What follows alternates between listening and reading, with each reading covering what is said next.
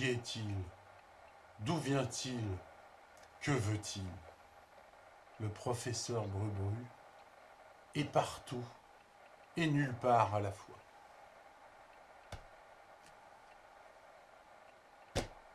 Bien, mes chers étudiants, de retour pour un exercice d'analyse complexe qui est une application des théorèmes au calcul d'intégrale généralisée. Alors l'intégrale, une des applications énormes de l'analyse complexe, c'est effectivement le calcul des intégrales généralisées, mais nous n'aurons hélas pas le temps d'étudier ce qu'on appelle les résidus et de montrer comment on peut calculer des intégrales par résidus.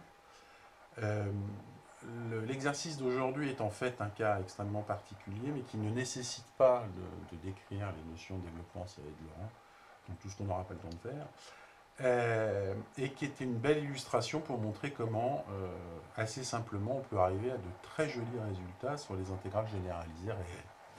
Alors, l'exercice vous propose de considérer un réel A strictement positif et l'application f de z égale exponentielle iz sur z plus 1. Et plus exactement, on vous suggère d'intégrer cette application sur le bord d'un carré. Alors, avant toute chose, le domaine de l'homorphie de f, eh bien, vous voyez que c'est un rapport de fonction holomorphe. Il y a juste un point où ce n'est pas défini, c'est moins a, qui se trouve sur la droite de partie réelle. La droite réelle, pardon. Et bien, si je représente ça,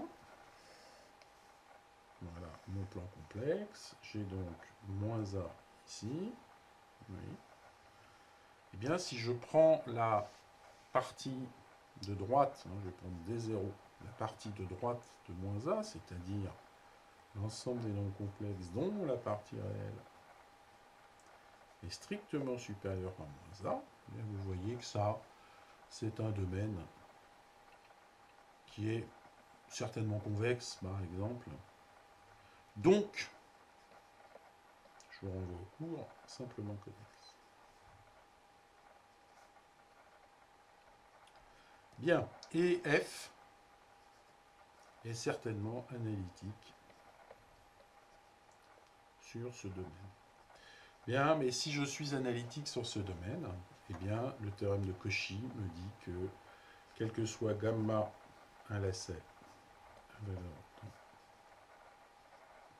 des zéros, eh bien, l'intégrale sur gamma de f de z sur z plus a dz va être nulle. Et c'est ça qu'on va exploiter pour faire du calcul. Alors, la partie qui utilise l'analyse complexe pour calculer les intégrales généralisées réside dans le fait de trouver la bonne fonction et le bon lacet. Ou plus exactement, on prend des lacets paramétrés et on tend vers l'infini. L'exercice d'aujourd'hui va vous illustrer cette idée. Alors, l'idée, c'est de considérer dans le plan complexe le carré qui a pour côté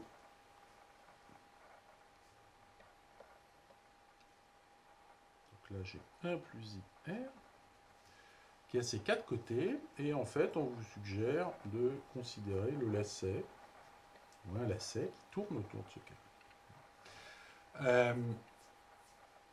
Alors on va le mettre dans le sens trigonométrique, il faut bien un sens de paramétrisation, et vous voyez que ce lacet-là, c'est la juxtaposition, au sens du cours, de 4 chemins, que je vais noter gamma 1, gamma 2, gamma 3 et gamma 4.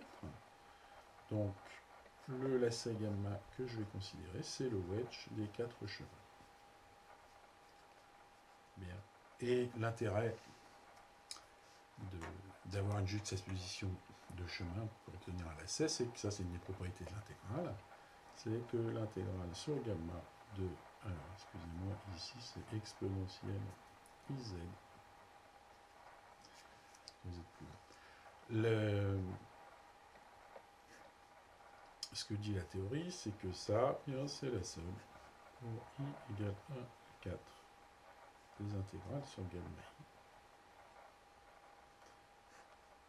i. Alors, une chose importante, c'est que je ne l'écris pas parce que pour ne pas alourdir les notations, mais votre lacet gamma, il dépend de R. Hein. J'ai pris R strictement positif. Or, dans l'exercice, on va être amené à faire grandir R. Alors, l'idée, c'est... On va faire tendre R vers l'infini, en fait. L'idée, c'est de dire que, et c'est généralement ce qui se passe avec des choix de lacets astucieux, c'est que l'information en termes d'intégrale va être portée pas par tous les lacets. En fait, ce qu'on va montrer ici, c'est que quand R tend vers l'infini, l'intégration sur gamma 2 et gamma 3 va tendre vers 0. C'est-à-dire que l'intégrale devient de plus en plus petite sur ces deux chemins-là, et que toute la masse de l'intégrant sera donnée par passage à la limite par gamma 1 et gamma 4. Et en fait, on souhaite, grâce à cette égalité, en tirer des informations sur des intégrales généralisées. Bien, allez, on attaque, on va calculer chacune des intégrales, ici, en paramétrant les lacets, les chemins. Pardon. Donc gamma 1, eh bien, gamma 1, vous voyez qu'il longe la droite réelle, il va de 0 à R, donc je vais tout simplement prendre comme paramétrisation l'application sur le segment 0R, qui à t donne t. Et donc, une fois que j'ai ma paramétrisation, je peux calculer mon intégrale. Eh bien ça, c'est... Je remplace z par gamma 1 de t et je multiplie par la dérivée de gamma 1 de t, mais la dérivée de gamma 1 de t, c'est 1. Donc ça vaut juste l'intégrale de 0 à r de exponentielle t sur t plus a dt. Bien, mais en utilisant la forme trigonométrique, on voit que ça, c'est l'intégrale de 0 à r de cosinus t sur t plus a dt plus i fois l'intégrale de 0 à r de sinus t sur t plus a dt. Bien. Alors, le point, comme je vous l'ai dit, on va faire tendre r vers plus l'infini. Le point, c'est que cette intégrale possède une limite quand r tend vers plus l'infini, c'est-à-dire que l'intégrale généralisée existe. C'est un cas, alors on ne va pas faire la démonstration, mais je vous renvoie à votre cours sur l'intégrale généralisée. C'est un cas intéressant pour ces deux intégrales-là parce que c'est ce qu'on appelle des intégrales semi-convergentes, c'est-à-dire qu'en valeur absolue, elles divergent, mais sans valeur absolue, elles convergent, ces intégrales. Je vous rappelle juste, si vous ne vous en souvenez pas, l'argument pour montrer qu'elles sont convergentes, c'est de faire une intégration par partie sur 0R et de faire tendre R vers 0, vers plus l'infini. Et donc on en déduit que pour ce chemin gamma 1, eh bien, quand je fais tendre R vers plus l'infini, eh bien ça tend vers l'intégrale de 0 à plus l'infini de cosinus t sur t plus a dt plus i fois l'intégrale de 0 à plus l'infini de sinus t. Bien, l'intérêt c'est qu'évidemment ici j'ai partie réelle, partie imaginaire. Donc, quand R grandit, le fait d'intégrer comme ça sur un chemin infini finalement, eh bien ça tend vers cette intégrale. Alors on passe à gamma 2. Gamma 2, il s'agit de paramétrer le chemin vertical, la partie verticale du carré. Donc on va prendre le segment 0R, on va aller dans C, et vous voulez partir de là pour arriver ici. Donc on voit par exemple que T donne R plus IT va bien faire le travail dans le bon sens.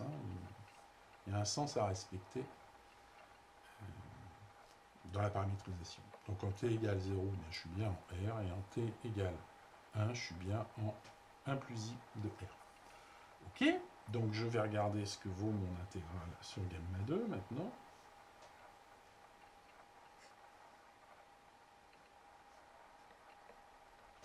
Eh bien, la dérivée de gamma 2, eh bien c'est i.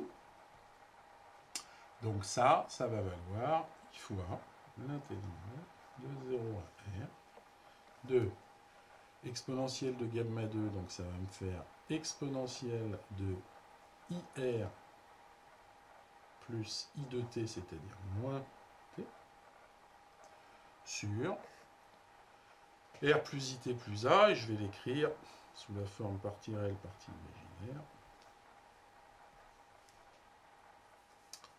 Ce qui me fait donc ça. Bien, et en fait, ce que je vais essayer de montrer, c'est que quand r tend vers l'infini, cette chose-là tend vers 0. Donc, je vais utiliser la propriété qui affirme que la norme d'une intégrale est plus petite que l'intégrale de la norme. Donc ça va être majoré par, alors i est norme 1, par l'intégrale de cette norme-là. Exponentielle IR, c'est une norme 1, donc c'est majoré par l'intégrale de 0 à r de exponentielle moins t sur cette norme-là. C'est pour ça que je l'écris partie réelle, partie imaginaire. C'est donc racine de r plus a au carré plus t carré. Très bien. Maintenant, le dénominateur ici, vous voyez qu'il est minimum en t égale 0. Donc l'inverse est maximum en t égale 0. Donc les inégalités sur les intégrales nous disent que ça, c'est majoré par 1 sur en t égale 0 racine de r plus a au carré, c'est-à-dire 1 sur r plus a, intégrale de 0 à r de exponentielle moins t dt. Mais cette dernière intégrale, elle se calcule très très simplement. Ça, qu'est-ce que c'est? Eh bien, c'est exponentielle moins t. C'est moins exponentielle moins t une primitive, donc ça me fait 1 moins exponentielle moins r sur ma quantité r plus 1. Et vous voyez que quand r tend vers l'infini, eh bien cette quantité tend vers 0. Conclusion, vous venez de montrer que l'intégrale de long de gamma 2, il y a au passage à l'infini, ne participe pas dans mon intégrale. Au 0.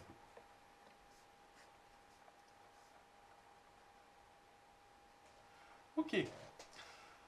Alors, on va calculer maintenant l'intégrale sur gamma 3. On va voir aussi qu'elle tend vers 0. Donc, gamma 3, eh bien, je vais l'écrire. Vous voyez, je vais varier un peu sur la paramétrisation.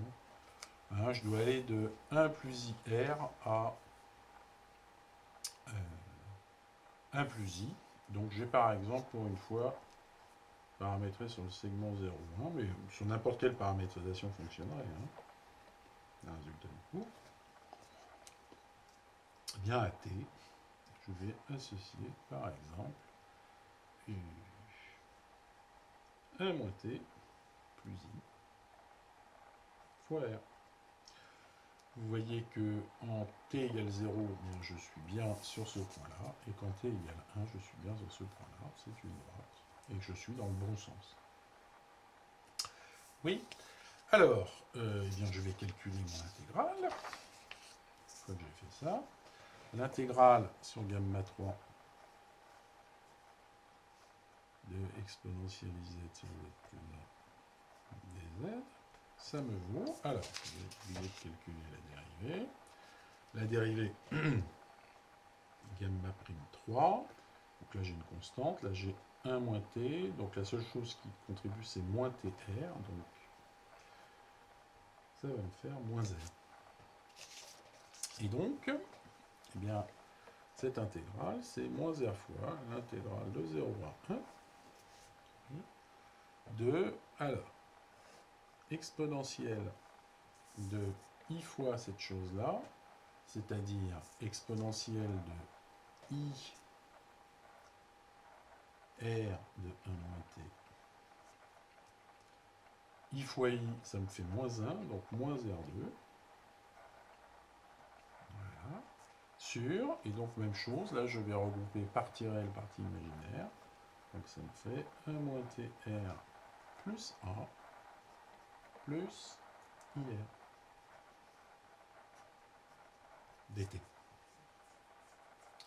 Bien, du coup, eh bien, je utilise la même stratégie. Je vais majorer par la norme de l'intégrale, par l'intégrale de la norme. Eh bien ça va être très certainement inférieur à R, intégrale de 0 à 1. Alors ici j'ai de l'imaginaire pur, c'est norme 1, donc il me reste, j'ai mis un carré ici alors qu'il n'y en a pas, je ne sais pas pourquoi, exponentielle moins R sur, eh bien, racine de 1 moins TR plus A au carré plus R2 en racine carrée. Formidable. Et donc là, même chose, eh bien, je remarque que cette racine est certainement plus grande. C'est de somme de deux carrés. La somme de deux carrés est certainement plus grande que ce carré-là. Donc l'inverse de cette chose-là est majoré par 1 sur racine de R2, c'est-à-dire 1 sur R. Et donc, j'en déduis que la quantité est majorée par exponentielle moins de R, tout simplement. Ça tend bien vers 0, comme R tend vers plus l'infini. Conclusion, eh bien, intégrer sur cette partie du lacet, quand R devient grand, eh bien ça tend vers 0.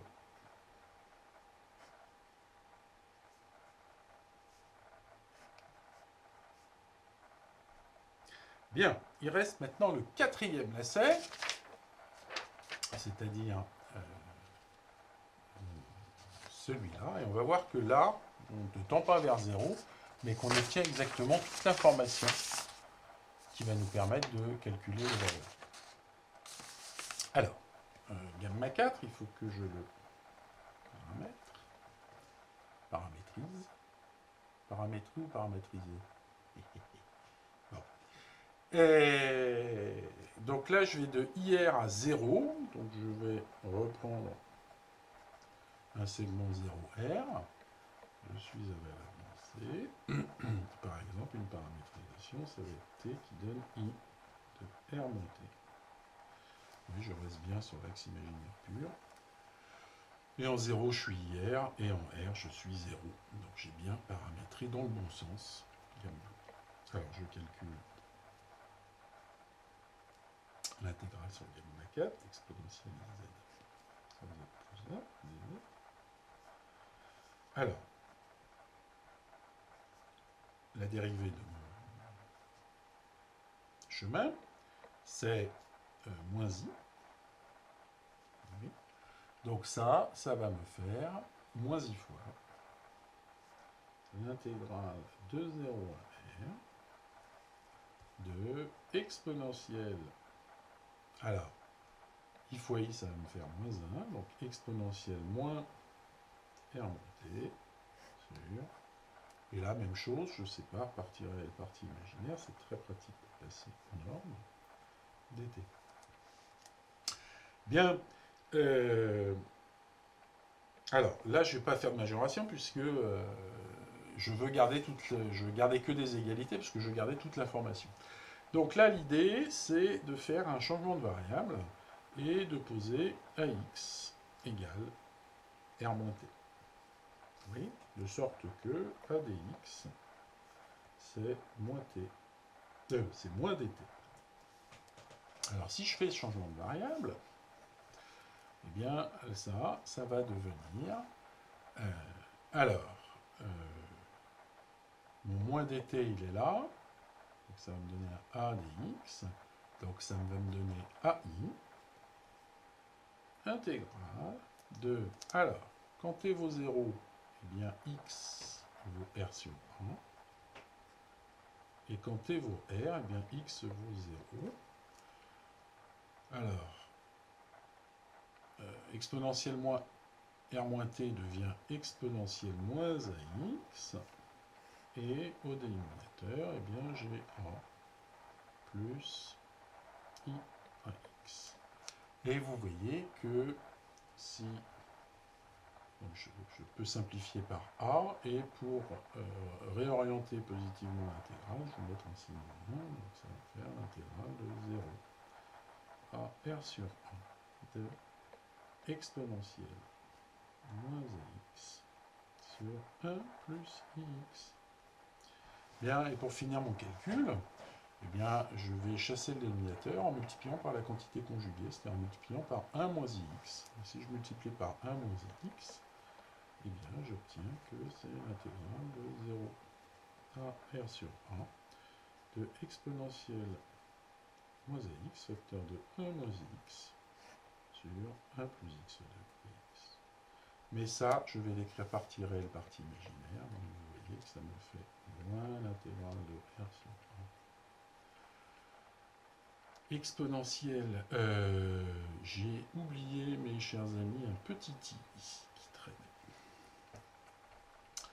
Donc le petit i, il va me donner comme partie réelle x fois exponentielle moins x sur 1 plus x de x, moins i fois l'intégrale de 0 à x sur 1 de exponentielle moins ax sur 1 plus x de dx. Très bien. Et la conclusion, alors, ces fonctions ont une intégrale généralisée qui converge, ça c'est pratiquement évident, elles sont absolument convergentes. Vous pouvez par exemple les majorer par celle-là par exponentielle moins ax et celle-là par exemple sur exponentielle moins ax aussi. Donc les intégrales généralisées convergent, ça il n'y a pas de souci, et donc vous pouvez en déduire que eh bien, l'intégrale sur gamma 4 de exponentielle iz sur z plus 1 dz s'attend quand r tend vers l'infini vers moins l'intégrale de 0 à plus l'infini de x exponentielle moins ax sur 1 plus x2 dx moins i fois l'intégrale de 0 à plus l'infini de exponentielle moins ax sur 1 plus x2. Bien, et ben on a fini notre calcul.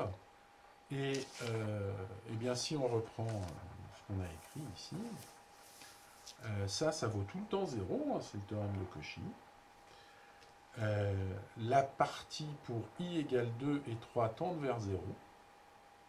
Et donc on en déduit que la partie pour i égale 1 et la partie pour i égale 4 tend vers 0. Or si vous regardez bien, la partie que l'on a calculée, alors il faut que je retrouve la bonne, qui est elle, le gamma 1. Vous voyez que celle-là tend vers cosinus t sur t plus a, c'est la partie réelle. Donc plus cette partie réelle doit être nulle. Donc vous en déduisez que l'intégrale de 0 à plus l'infini de cosinus t sur t plus a dt, ce n'est rien d'autre que l'intégrale de 0 à plus l'infini de, alors je vais la réécrire en t, ça sera plus joli, exponentielle moins dt sur 1 plus t2. Et eh bien la partie imaginaire, les parties imaginaires doivent être égales. Et donc ça, c'est cette intégrale. Bien, alors vous remarquez qu'on a un résultat bonus par rapport à l'énoncé. Dans l'énoncé, on vous demandait de démontrer ça, mais on a ce résultat bonus là. Bien, et alors on va faire une petite application.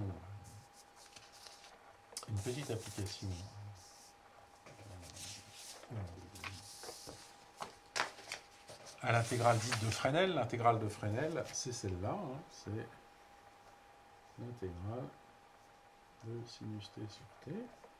Donc, je vous rappelle, hein, vous voyez votre cours, elle est semi-convergente, c'est-à-dire que l'intégrale généralisée converge, mais en valeur absolue, elle n'est pas convergente.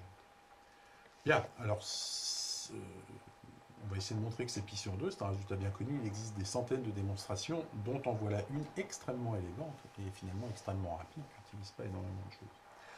Alors l'idée, évidemment, c'est de dire, ah, j'ai envie de prendre cette égalité-là, mais je vous rappelle que ça, c'est valable pour A strictement supérieur à 0. Et on a envie de prendre cette égalité-là pour A égale 0, parce que si je prends A égale 0, j'ai bien sinus t sur t, et ici je vais avoir 1 sur 1 plus t2, et 1 sur 1 plus t2, son intégrale généralisée, c'est bien pi sur 2. Bien. Donc nous sommes en présence d'un problème de passage à la limite, c'est-à-dire est-ce qu'il est vrai que quand je fais tendre A vers l'infini, eh bien cette chose tend bien vers l'intégrale de 0 à plus l'infini sinus t sur t, et même chose pour celle-là. Donc on va commencer par montrer la première, c'est que ça tend bien quand A tend vers 0 par 1 sur 1 plus t2. Bien ça, c'est une application directe du théorème sur les intégrales généralisées à paramètres. Hein. Vous introduisez la fonction phi de 0 plus l'infini au carré dans R, et qui a un couple AT à ceci, exponentielle moins AT sur 1 plus T2. Cette application elle est bien définie ici, et elle est certainement continue. Et le point, c'est que, quel que soit A, eh bien, vous êtes capable de dominer phi de AT par une application qui ne dépend que de T. Bah, ça, c'est tout simplement considérer que cette exponentielle est plus petite que 1 et de majorer par cette chose-là. Or, l'intégrale généralisée ici converge. Hein.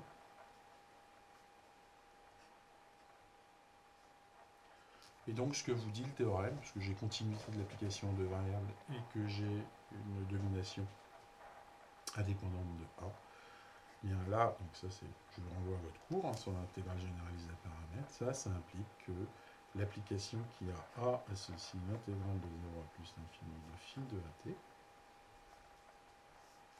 c'est-à-dire précisément ma quantité, elle est continue. Conclusion, eh bien la limite, quand A tend vers 0, de exponentielle moins dt, moins 1 plus t2 dt, c'est l'intégrale généralisée de 0 à plus l'infini de dt sur 1 plus t2. Et ça, ben, c'est les variations de la fonction arctangente entre 0 et plus l'infini. Et ça, chacun sait bien que ça vaut pi sur 2. Donc la limite quand A tend vers, 0 de cette quantité tend vers pi sur 2. Et donc il ne nous reste plus qu'à montrer que la limite de cette intégrale quand A tend vers 0, c'est de l'intégrale de Fresnel. Alors là, on est un peu plus embêté parce qu'on ne peut pas utiliser un tel théorème. Pourquoi ? Bien parce que l'intégrale généralisée ici, elle est semi-convergente. C'est-à-dire que quand je passe à la valeur absolue, eh bien elle diverge. Donc je ne vais certainement pas pouvoir la majorer par quelque chose de convergent.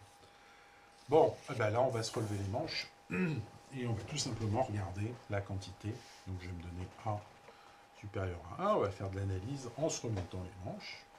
Et je vais regarder, puisque les intégrales convergent, eh bien, je ne vais pas me priver de regarder leurs différences.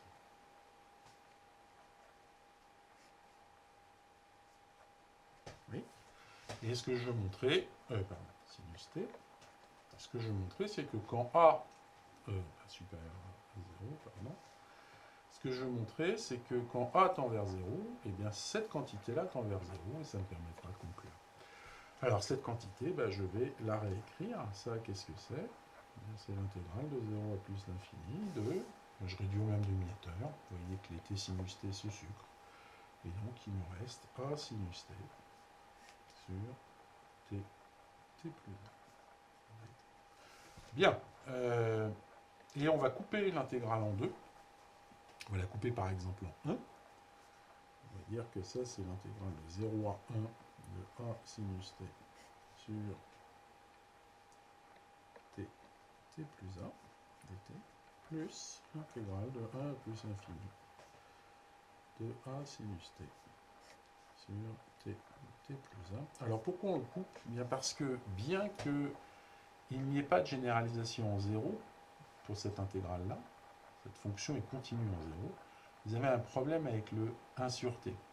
C'est que le 1 sur t est absorbé par le sinus t, puisque sinus t est équivalent à t au voisinage de 0.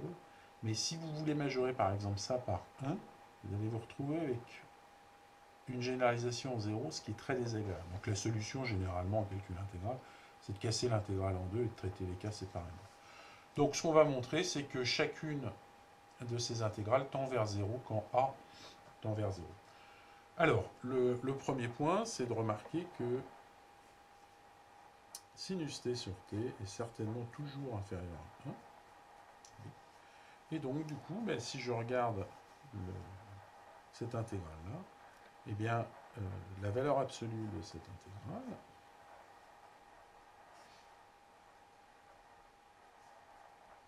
est certainement majorée par l'intégrale de la valeur absolue, mais sinus t sur t, c'est majoré par 1. Et donc, du coup, ça va être majoré par l'intégrale de 0 à 1 de a sur t plus 1 dt. Mais ça, c'est facile à calculer. Qu'est-ce que c'est? Eh bien, c'est a fois log de t plus a entre 0 et 1, c'est-à-dire a log de 1 plus a moins a log de 1. Et les théorèmes généraux vous disent que, alors, quand a tend vers 0, bah ça tend vers 0, ça tend vers 0, donc là, il n'y a pas vraiment de problème. Mais quand a tend vers 0, bien, il faut savoir que la puissance l'emporte sur le logarithme, et que ça aussi, ça tend vers 0. Conclusion, eh bien, la limite quand a tend vers 0 de cette intégrale-là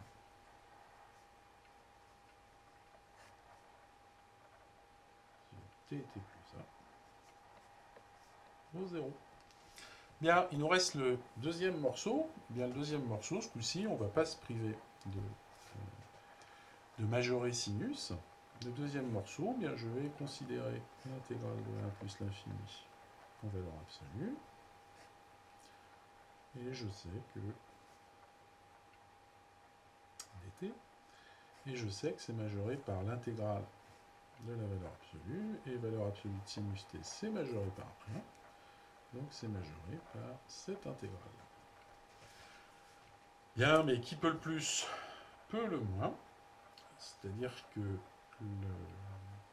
la quantité est maximale en t, t plus a est plus petit que t, est plus grand que t, donc 1 sur t, t plus a, c'est certainement majoré par a intégrale de 1 à plus l'infini de dt sur t carré.